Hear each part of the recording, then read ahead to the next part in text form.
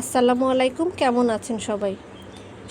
সবার স্কুল শুরু হয়ে গেছে, বাচ্চাদের স্কুল শুরু হয়ে গেছে, সবার অফিসও মোটামুটি সবার শুরু তো হয়েই গেছে। এর মধ্যে চেষ্টা করছি বাসার যে কাজগুলো আছে সেগুলো একটু গুছিয়ে করার।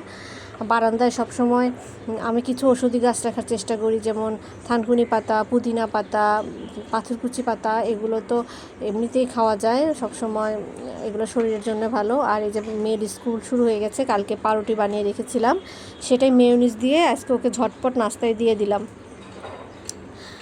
দেখুন, বেঁচে থাকার তাগিদে আমাদের প্রত্যেকটা জিনিসই কিন্তু যার যার ঠিকানা খুঁজে নেয়। যেমন হচ্ছে এই অপরাজিতা গাছটি গ্রিল বেয়ে একাই উপরে উঠছে, একে কিছুই করা লাগে নাই।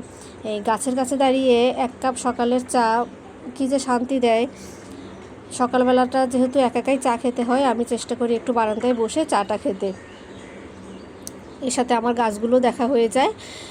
বারান্দায় ঘুরে ঘুরে কোন ফুলটা ফুটেছে, কোন ফুলটা ফুটে নাই, কোন বীজটা বের হলো বা চারাটা বড় হলো, এগুলো দেখে আমার সকালটা কাটে। তো সবাই বারান্দায় চেষ্টা করবেন 2-1টা গাছ রাখার, এতে মনও ভালো থাকবে, শরীরও ভালো থাকবে। আজকের মতো এখানে বিদায় নিচ্ছি। আল্লাহ হাফেজ।